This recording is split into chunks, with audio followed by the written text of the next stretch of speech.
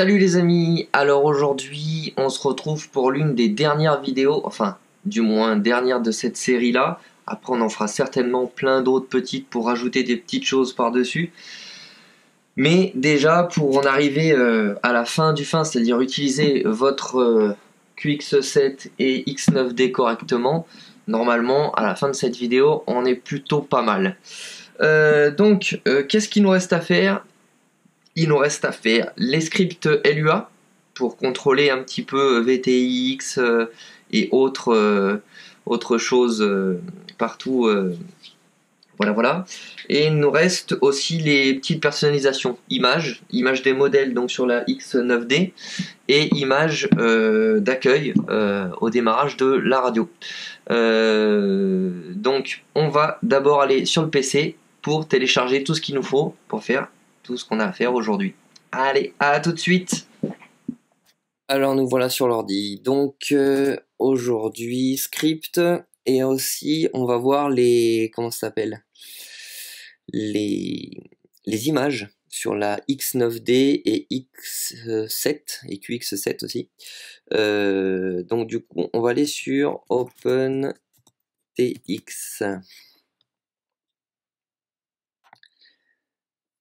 Tac. Donc OpenTX, le logiciel des Taranis, bien évidemment. Si on descend un petit peu, bon là on a toutes les versions et autres, hein, bien sûr. On va aller sur la dernière, OpenTX 2.2.1, c'est celle sur laquelle on a fait la mise à jour. Et si on descend un petit peu, donc vous avez le contenu de la carte SD, blablabla. Et surtout, en fait, un peu plus bas, vous avez Download Link.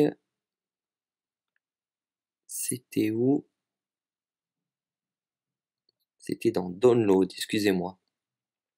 Donc dans le, ici là, hop là, ici dans Download, vous allez un peu plus bas et vous avez les images. Alors les images.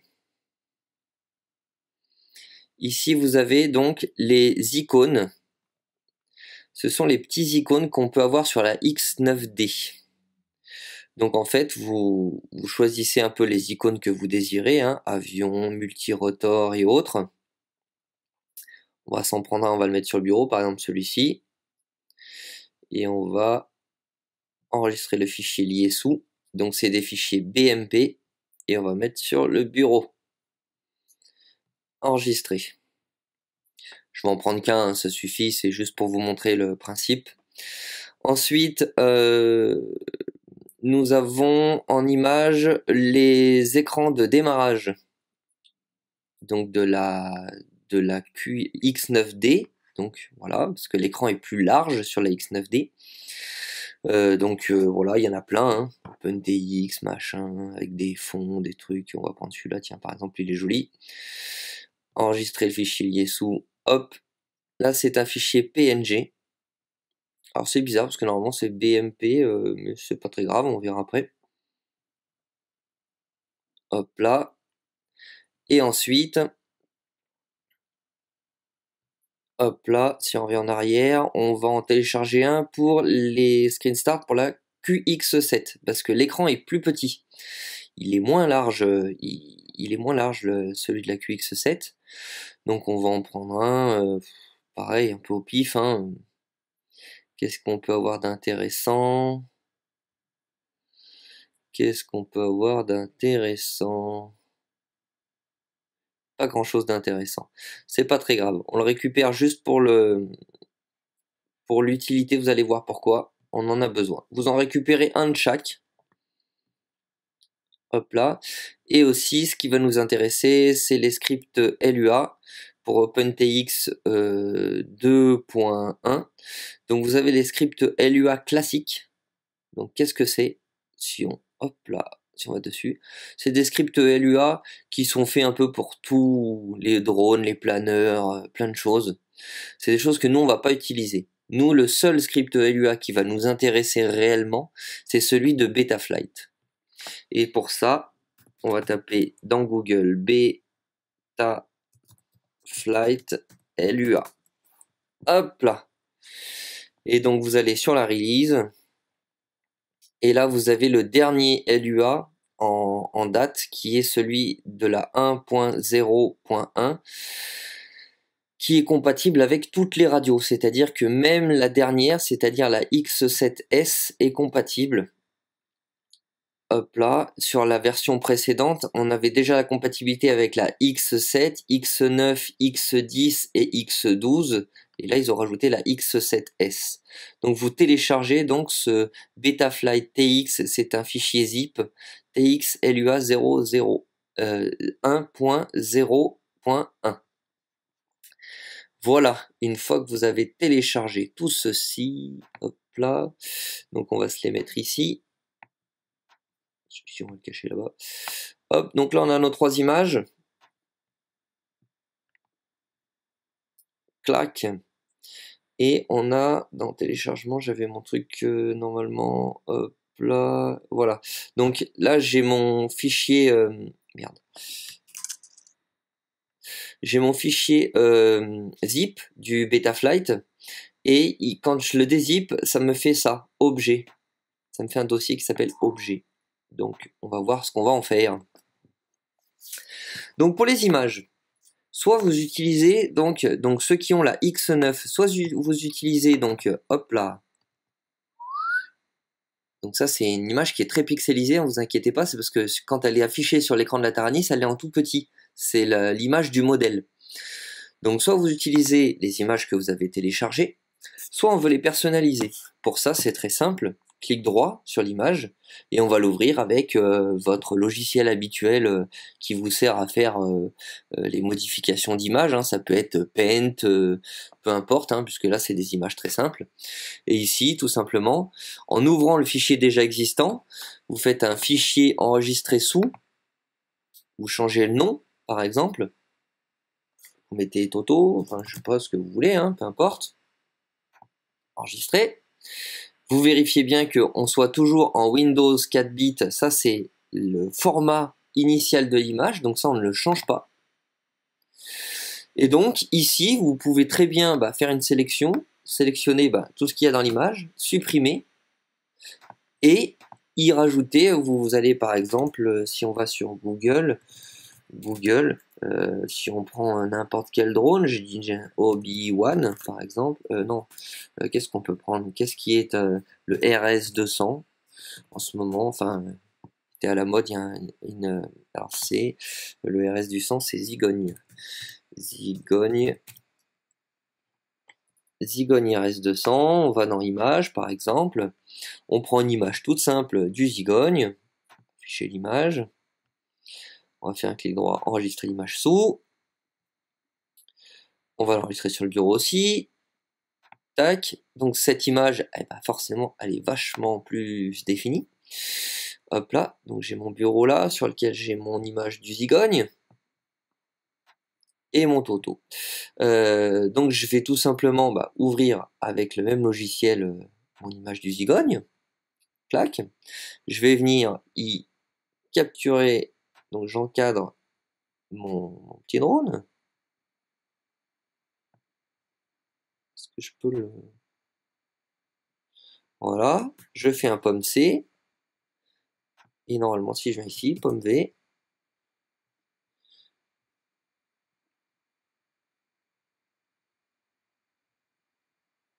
ah oui, il est beaucoup plus grand forcément, hop là, je vais le rapetissir, on va verrouiller,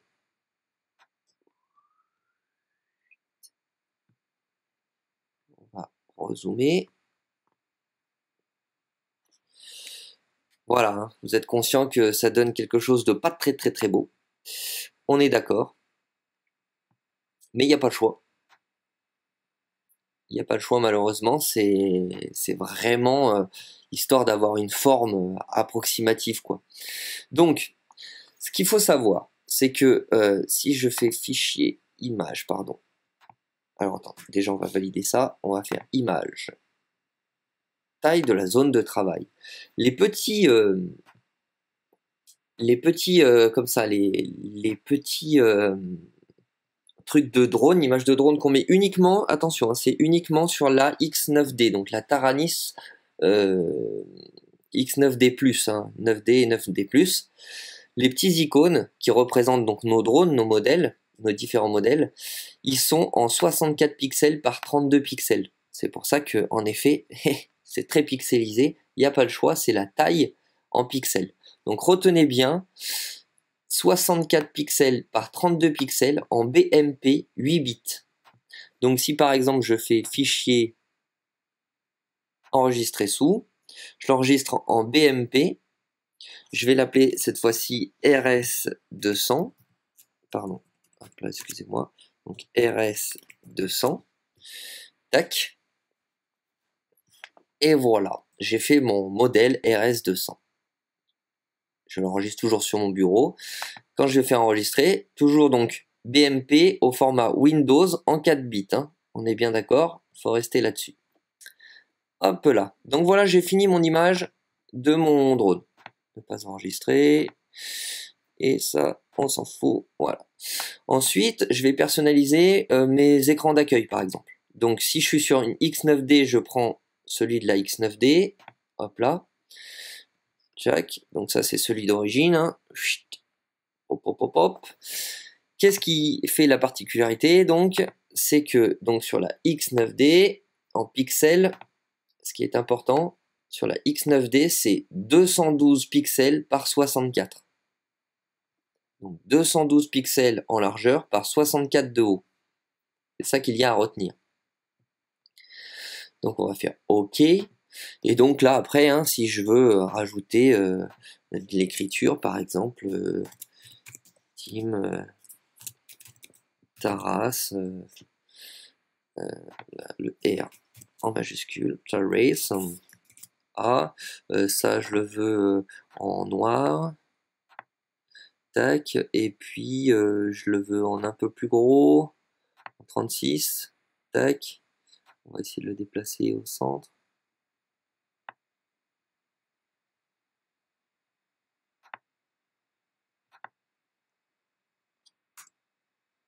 Z, escape. Voilà, ça fait un Team Taras comme ça. On peut demander à... hop là.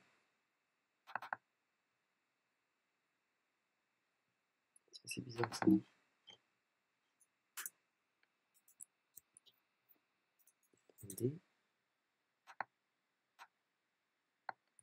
Comme Z. Alors ce qu'on va faire...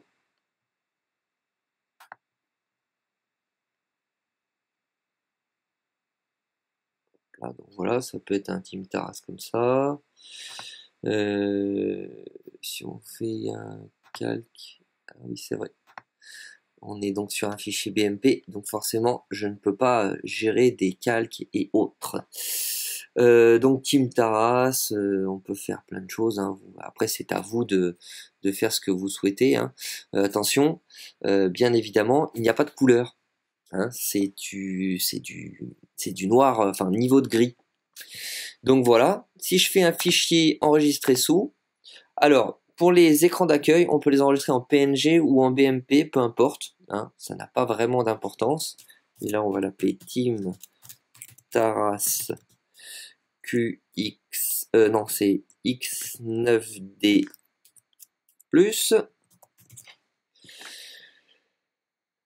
Enregistré. Donc c'est PNG, plus petit et lent, entrelacé, non, on s'en fout, voilà, c'est tout bête, hein, vous embêtez pas trop avec ça, tout ce que vous faites votre image. Le seul truc important pour la X9D, c'est que on est bien, hop là, en pixels, on est bien 212 par 64. Ok, on peut le fermer, et ensuite, donc il est là, le nouveau, on va effacer l'ancien, pouf. Tac, pareil, là, le QAV 250, c'est l'ancien, on va l'effacer. Le Toto, on va l'effacer aussi. Il ne sert plus à rien puisqu'on a fait notre RS200. Clac. Le RS200 d'origine, il ne sert plus à rien non plus. Et ensuite, on a ce pour l'image pour la QX7. Donc là, cette fois-ci, l'image, elle ne fait que, si on se met en pixels, 128 pixels par 64 pixels. Donc 128 en horizontal et 124 et 64 en vertical. Donc même principe, hein, soit vous partez...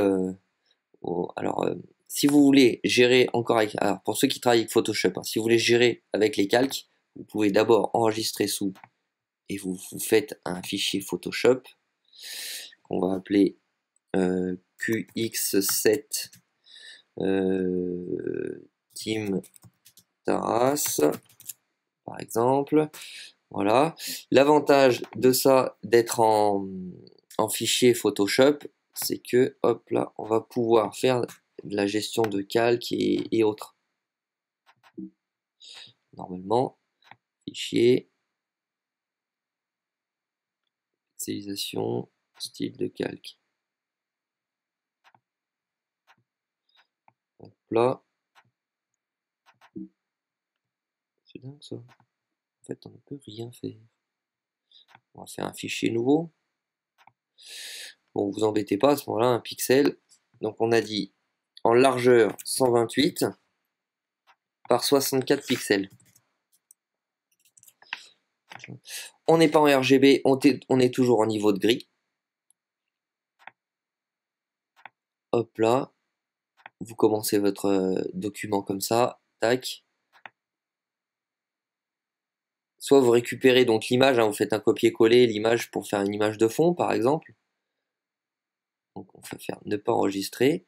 Par exemple, si vous voulez garder l'image de fond, hop là, pardon. Hop, on réouvre donc celui de la QX7, ouvrir avec, tac. Donc elle est là.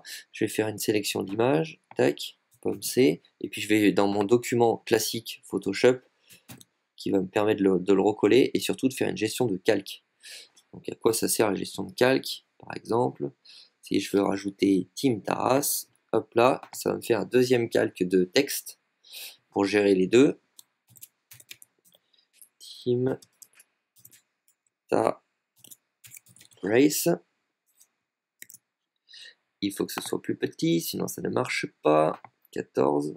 Alors, 14 c'est un peu petit. On va se faire un 18. Et même 24.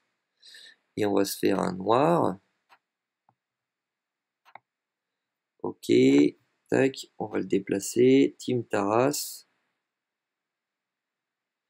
Et pour qu'on le voie bien, ce qu'on va faire, c'est que sur le truc de fond, je vais faire un entourage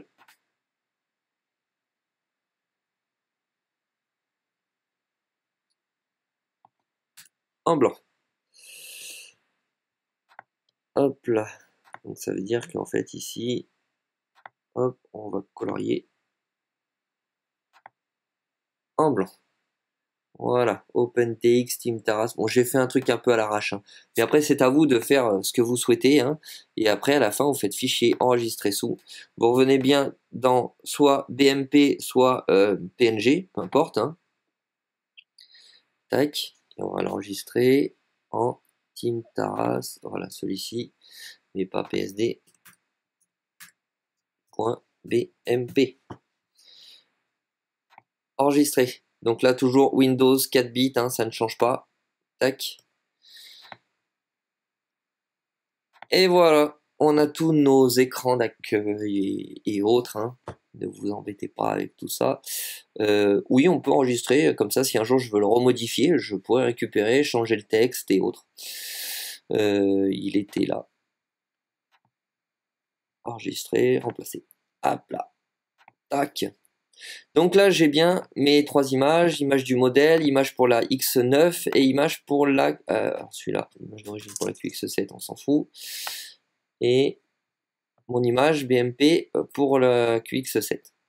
Et j'ai également mon fichier, mon dossier pour le script LUA de Betaflight. Qu'est-ce que je vais faire?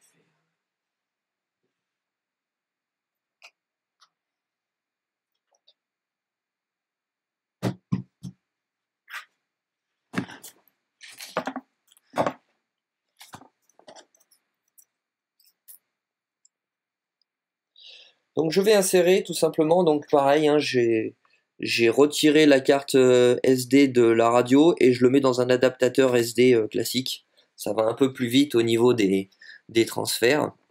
Donc je me retrouve avec ma carte mémoire là, tac, que j'ouvre. Hop là. Que j'ouvre et donc dans qu'est-ce qu'on va faire? On va faire firmware, screenshot. Alors ça, c'est la carte mémoire pour la X7. Donc sur la X7, vous n'avez pas de dossier qui s'appelle images pour mettre donc les petits logos de vos drones. Pourquoi? Puisque sur la X7, il n'y a pas d'affichage, comme l'écran est plus petit, il n'y a pas d'affichage de logo de votre modèle. Donc du coup, il n'y est pas. Donc pour l'instant, celui-là, on va le mettre dans Screenshot. C'est pas très grave, on l'utilisera pas pour la QX7. Dans la X9, tout simplement, vous avez un dossier supplémentaire qui s'appelle Images, vous le mettez dedans et vous êtes tranquille. Hop là. Ensuite, vous avez ici les deux fichiers images pour les écrans d'accueil. Ça, on va pas le faire via la carte, on va le faire via le logiciel Compagnon, en connectant la radio directement dessus. On va voir ensemble après. Hop là. Et ensuite, dans le dossier télémétrie, donc le dossier télémétrie, c'est script ici, dans script, vous rentrez dans script, et en fait, imaginez-vous ce dossier, ici, c'est-à-dire que c'est comme si c'était votre carte SD. C'est-à-dire que dans cette, en plus de firmware, modèle, script et tout ça, eux, ils vous demandent de copier le premier dossier là qui a Betaflight. Donc pomme C, hop, ici, pomme V, on copie Betaflight que j'ai rajouté sur ma carte SD. Ensuite, script, il existe déjà ce dossier script. Donc je vais double-cliquer dessus et ici, pareil, je vais double-cliquer dessus. Hop là, excusez-moi. Dans le dossier script, je suis censé avoir un dossier Betaflight que j'ai déjà. Alors moi je vais l'enlever parce que ça c'était une ancienne version. Hop là. Et je vais rajouter donc le nouveau.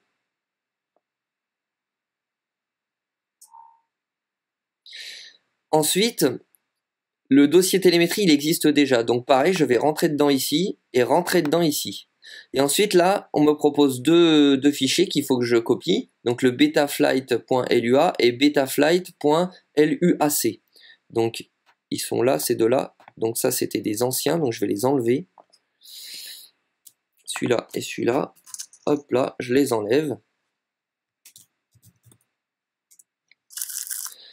Et je vais prendre ces deux-là, là, les deux nouveaux qu'on vient de télécharger, pour les remplacer.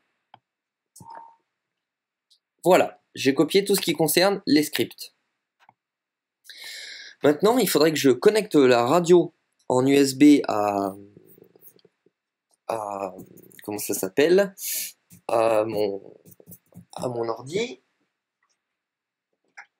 Là, donc j'ai la radio, donc connecté, hein, c'est comme d'habitude, hein, les deux trims à l'intérieur. Vous avez, maintenant je vous fais plus voir hein, parce que vous avez l'habitude. Hein.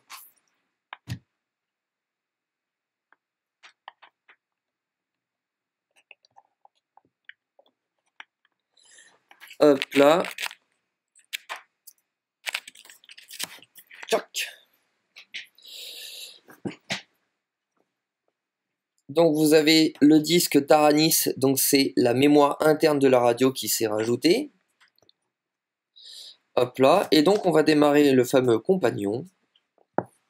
OpenTX compagnon 2.2.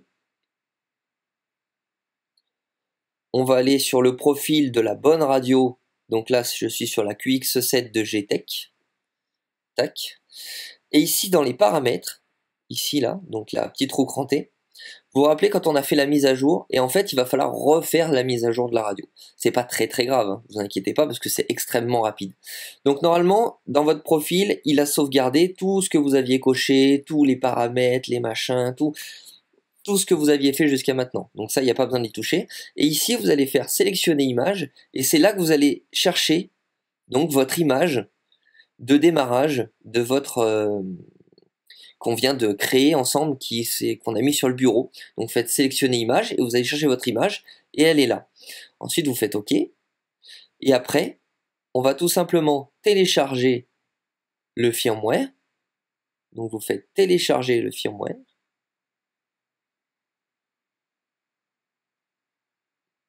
Il va vous demander de télécharger quelque part, donc c'est toujours le même, hein, puisqu'on l'avait déjà fait, c'est pas très grave, mais c'est juste qu'à la fin du téléchargement, il vous propose de charger, de mettre à jour la radio, tout simplement. Ensuite, on a une autre solution. On peut aussi également transférer le firmware à la radio. Donc on va cliquer ici. Là, il nous sélectionne le dernier firmware qu'il a trouvé, donc c'est très bien, sauf que là, il ne le trouve plus. Alors on va aller chercher dans notre carte SD. Et normalement dans firmware, j'ai dû le mettre. Voilà, c'est celui-là que j'avais renommé, c'est pas très grave. Hop là. Et là il me propose, qu'est-ce que vous voulez mettre comme image? Et là je vais choisir une image, je vais choisir l'image de mon image de mon profil que je viens de mettre ici dans la roue rentrée à l'instant. Donc voilà, j'ai mon image que j'ai fait moi. Hop là. Et je vais faire transférer. À la fin du transfert, il dit OK, et ça veut dire que dans votre radio, on a transféré l'image d'accueil. Ça se transfère uniquement, malheureusement, que comme ça. Hop là, voilà, je vous ai fait voir comment on met à jour donc, notre image d'accueil. Alors que ce soit pour la QX7 ou la X9D+, le principe est le même. Hein. Voilà, voilou. Maintenant, on va éjecter tout ça. Et on va voir ce qu'on fait sur la radio. Nous revoilà donc avec une radio, hop là, la petite carte SD dans laquelle on vient de mettre tous les fichiers qu'il nous fallait. Hop, on l'insère dedans. Donc on vient de charger l'écran d'accueil dedans. Donc forcément, quand je vais la démarrer, donc 1, 2, 3, 4. Hop, écran d'accueil. Donc ça c'est nickel. Donc ici comme on est, hop là, ici comme on est sur une X7, on n'a pas le logo de notre drone ici entre les deux curseurs. Sur la X9D,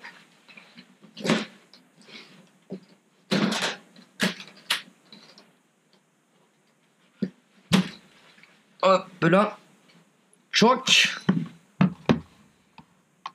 touc, logo de démarrage.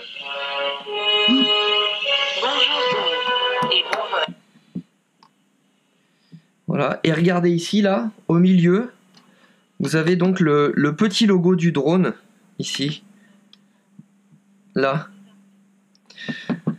Je vais vous montrer comment on fait pour récupérer ce petit logo, pour mettre le petit logo du drone. Donc on va, comme d'habitude, dans un appui court sur menu, pour aller sur la liste des drones, et un appui court sur page, pour aller sur notre la configuration de notre modèle. Donc bien évidemment, hein, c'est toujours pareil. Donc un appui court sur menu, liste des drones. Vérifiez que vous ayez bien la petite croix qui indique que vous travaillez bien sur ce drone-là. Et page pour le nom. Et comme on est sur une X9D, vous avez une ligne de plus qui s'appelle image du modèle. Vous cliquez dessus et ici vous avez accès à la liste de tous les fichiers images que vous avez mis dans le dossier images sur la petite carte SD. Donc voilà, vous choisissez celui que vous voulez et vous êtes au top quand vous sortez d'ici. Ici, il y a cette image que vous venez de sélectionner qui s'affichera ici au milieu. Pour l'image d'accueil, hein, on a vu ensemble, c'est sur l'ordinateur. Quand on charge le firmware, on choisit l'image de démarrage et c'est celle qui s'affichera ici sur l'écran. Voilou. Hop là. Donc voilà, on va passer sur l'autre par exemple. Hop là. Donc, ensuite, donc voilà, on a fait les histoires des deux images. Les petites images de drone et l'image de démarrage. Ensuite, il nous reste tout ce qui est télémétrie. Donc, nous allons aller, donc une fois appui court sur menu, liste des drones, vérifier que vous ayez la petite croix sur le drone sur lequel vous travaillez. Et ensuite, on va appuyer sur page jusqu'à arriver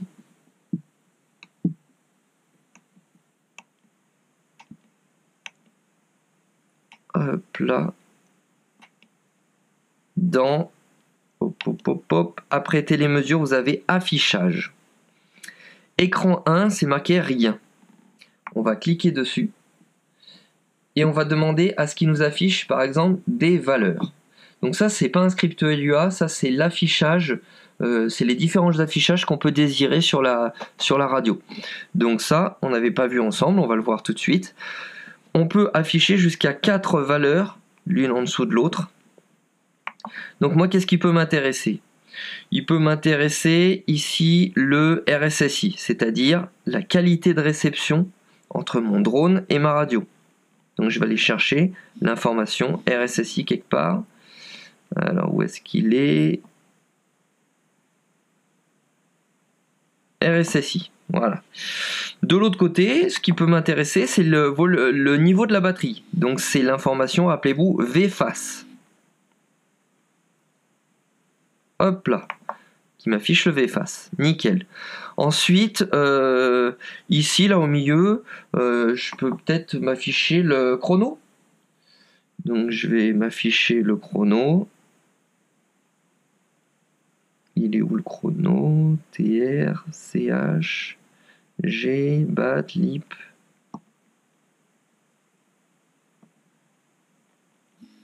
Alors où est-ce qu'ils sont ces chronos? Est-ce que c'est... Non, ça c'est température, je pense. Alors, où es-tu mon chrono? Ah là, chrono. Chrono LIP. Oui, c'est vrai, on l'a appelé LIP. L-I-P, rappelez-vous. Donc, hop, je vais afficher mon chrono LIP. Donc ça, c'est mon premier écran. C'est-à-dire, je pourrais afficher cet écran-là qui va m'afficher le RSSI ici en haut, le VFAS ici et le timer de la LiPo, le fameux chrono. Ensuite, je vais me faire un autre écran où plutôt que d'avoir des valeurs, c'est-à-dire des chiffres, je vais lui demander de m'afficher des barres. Donc, j'ai accès à 4 barres possibles. Donc, ces 4 barres, moi, je vais afficher donc... Qu'est-ce qui peut être intéressant? Je vais afficher par exemple mon gaz de moins 100 à plus 100.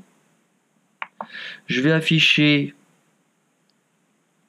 mon RSSI. Alors le RSSI, il est... Donc c'est la qualité de réception entre ma radio et mon récepteur. Tac. Et vu que les... grosso modo, on peut décider le pourcentage de démarrage de ma barre et le pourcentage de fin. Donc le pourcentage de fin, on va dire 100%, puisque j'ai choisi moi de mettre le RSSI en pourcent, donc 100%. Par contre, le début, ça sert à rien que je mette à 0, puisque je sais que de toute façon, moi, il faudrait que je descende pas en dessous de 20%. Donc du coup, je vais mettre 20%. Et ça veut dire que si ma barre, elle s'approche du 0, en fait, ça sera pas 0, c'est juste que si je m'approche trop près du 0, je sais que je m'approche du 20% et donc que la qualité de réception est plus assez bonne. Hop là, RSSI, et puis là on peut afficher le VFAS, la batterie.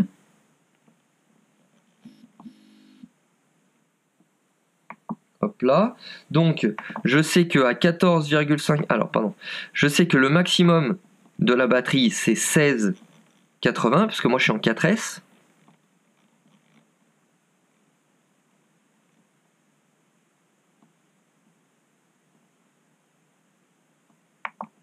Et que le minimum, il ne faut pas que je descende en dessous de 14,5.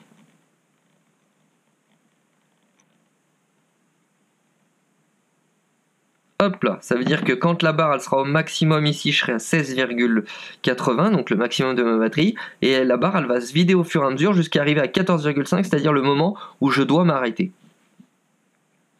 Et le dernier, on va mettre le fameux chrono, qui s'appelle LIP, rappelez-vous.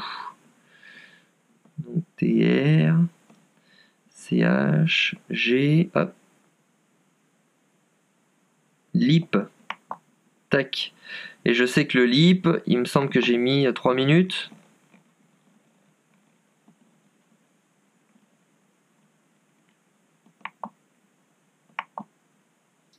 et 0. Hop là. Donc là déjà on va vérifier tout ça. Pour accéder aux écrans, on va faire simplement, donc là en appuyant un appui court sur page, vous avez l'écran d'origine, les différents écrans d'origine qui sont, on voit un petit peu où se trouvent mes sticks et mes inters. On voit le niveau des voix via des schémas en forme de barre. On voit en forme de valeur. Et ici, on a un écran vide. Voilà, et on revient ici. Nous, pour avoir ceux qu'on vient de personnaliser, il suffit de faire un appui long sur page. Hop. Donc le premier, j'avais demandé le RSSI, le VFACE et mon timer. Mon timer qui, quand je décolle, décompte. Et quand je recolle, s'arrête. D'accord ? Pour avoir ces informations qui s'affichent, bien évidemment, il faut allumer ce fameux drone. Parce que là, pour l'instant, il n'y a pas de retour de télémétrie du drone.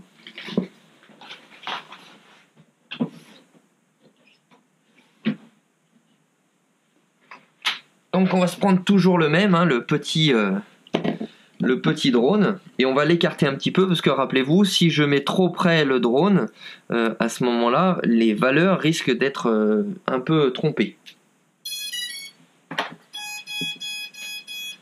Hop là. Et là donc, il vient de m'afficher, de me mettre à jour l'affichage. J'ai 87% de RSSI, 89, 88, bon ça bouge. Et en VFACE, donc c'est le voltage de la batterie, j'ai 15,10 volts. Donc voilà, j'ai mes deux...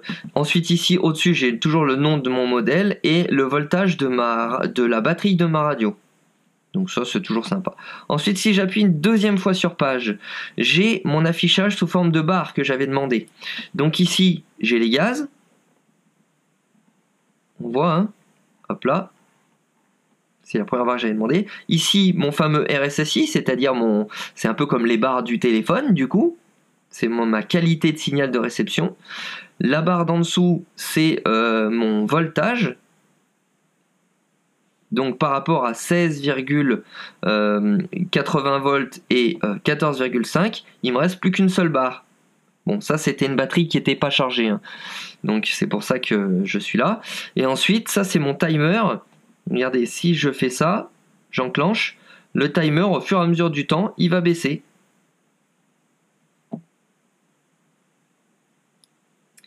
Alors le RSSI d'origine, de toute façon, a priori, il est déjà écrit en bas, hein. Donc je l'ai une fois ici en grande barre, mais de toute façon je l'ai en chiffres et avec une autre barre ici en bas. Donc voilà, peu importe. Donc voilà, ça c'était pour faire des écrans personnalisés. Pour revenir à l'affichage standard, un appui long sur Exit et on revient sur l'affichage standard, hein. Vous inquiétez pas. Ensuite on va voir comment... Dans ces écrans-là, on va en rajouter un, mais avec le script LUA, le fameux script de Betaflight. Un appui court pour aller sur mon modèle. Je vérifie bien toujours que je travaille sur le bon modèle. Et j'appuie sur page jusqu'à cette fameuse page, hop là, d'affichage. Et donc là, je vais aller sur l'écran numéro 3, puisque j'en ai déjà fait 2. Là, il est où ? Écran 3. Et à la place de rien, cette fois-ci, on va mettre script. Ici, je vais aller choisir donc le BF, le fameux script Betaflight.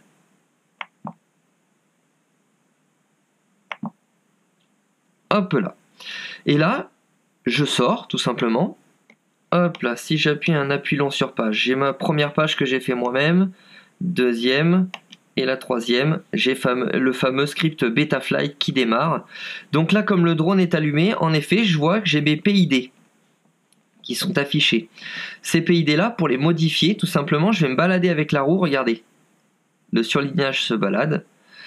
Je vais sélectionner celui que je désire modifier. Je le modifie. Tac. Hop là. Et quand j'ai terminé de modifier et que je veux que ce que j'ai écrit là se soit chargé dans le drone, je fais un appui long sur menu et je fais Save Page. Et là, ça l'envoie au drone et ça recharge les nouvelles données. Ensuite, pour changer, si j'appuie sur page, je vais revenir sur mon premier écran de télémétrie, mon écran personnalisé. C'est pas ce que je veux. Moi, je veux aller sur la suite de mon script actuel qui est affiché là. Donc pour ça, on va faire un appui court sur menu. Hop là. Après les PID, j'ai les rates et les expos. Ensuite, j'ai throttle et TPA. Ensuite, j'ai anti-gravity, compensation et autres. Tout ce qui est gyro, les filtres pour les gyros.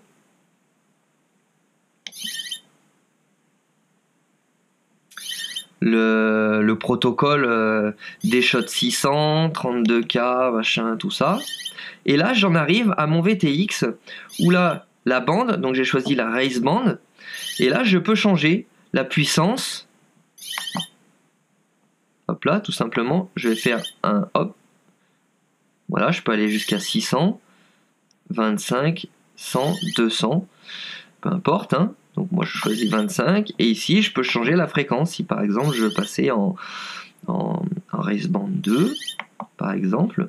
Ça c'est pit mode on ou off, peu importe. Là c'est le TRC Tramp hein, parce que mon VTX communique avec le protocole du Tramp de immersion RC. Voilà, et quand je suis OK, que ça me convient, je fais un appui long sur menu, Save Page. Et là hop, ça change le channel de mon VTX. Voilà, voilou, on en a fini. Si je continue, on revient sur les PID, hein, donc forcément ça tourne en boucle. Et si vous voulez revenir à l'écran 0, hop là, vous revenez à l'écran 0. Voilà, on en a terminé avec tout ça. Alors les amis, dernière petite chose à tester, le FaceSafe, on a oublié de le tester la dernière fois. On a la radio. Hop là. Donc, tout simplement, on va venir ici actionner. Alors, faites-le sans les hélices. Hein. Là, moi, je l'ai déjà testé, je sais qu'il n'y a pas de souci. Mais c'est pas bon de le faire avec les hélices. Enlevez les hélices. Hein. Donc, tout simplement, on va... Donc, j'ai mon drone qui est connecté. Je vais actionner... Hop là. Actionner les hélices. Donc, voilà. Ça veut dire que je suis en situation de vol. Et je vais éteindre la radio. Donc là, elle me dit attention, récepteur encore sous tension, c'est-à-dire qu'elle ne coupe pas la radio. Donc il y a déjà une sécurité, donc c'est plutôt bien. Mais si je coupe quand même la radio, admettons que c'est une coupure due au fait qu'il y ait une interférence ou autre, regardez ce qui se passe. Le drone se coupe, complet. Voilà. Moi, j'ai pas de buzzer. Normalement, par exemple, le buzzer aurait dû s'allumer aussi. C'est le réglage du FaceSafe qu'on a fait la dernière fois. Maintenant, vous avez une radio qui est complète et qui va vous permettre de l'utiliser correctement. C'est-à-dire que là, on a fait tout, on a fait le modèle, les images, la personnalisation, les scripts LUA. Normalement, vous avez la possibilité d'utiliser, en tout cas, nous, ce qu'on utilise en Drone Racer, tout ce qu'on peut vous demander sur cette Taranis en général. S'il y a des nouvelles choses, on verra peut-être par la suite pour faire d'autres vidéos afin de compléter tout ce qu'on vient de faire dans cette série de vidéos. J'espère que tout cela vous aura aidé. La seule chose que tout le monde, j'ai eu beaucoup de remerciements en me demandant qu'est-ce qu'ils pouvaient faire. La seule chose qu'il y a à faire, hein, tout simplement, c'est communiquer un maximum sur tout ce que je fais. Et ça me fera que plus de pubs et ça m'aidera donc aussi à trouver tous les soucis que chacun a. Parce qu'en fait, tout simplement, les gens revenant vers moi posent parfois des soucis que j'ai pas vus. On essaye de trouver ensemble une solution. Et ben, du coup, cette solution, une fois qu'on l'a trouvée, le suivant qui tombe sur le problème, ben, moi, ça me permet de pouvoir répondre plus facilement. Donc voilà, c'était Greg alias GTech FPV de la Team Taras. La Team Taras, c'est une équipe, il y a plein qui m'ont posé la question, c'est une équipe de drone racer qui est basée sur Grenoble, une bande de copains qui se réunissent régulièrement pour s'entraîner et s'entraider aussi sur des montages et autres. Et donc voilà ce qu'est la Team Taras. Et ensuite GTech, tout simplement, c'est mon entreprise avec laquelle je fais des configs pour les clients. Je fabrique des drones, je les répare, je les configure, je fais des cours de que ce soit de bricolage, de premier vol, de plein de choses. Et je travaille également aussi avec GTech dans tout ce qui est audiovisuel, donc pour la prise de vue aérienne et prise de vue en général. Voilà, j'espère que tout cela vous aura plu. On se revoit très bientôt et puis passez de bonnes fins de fête. Ciao!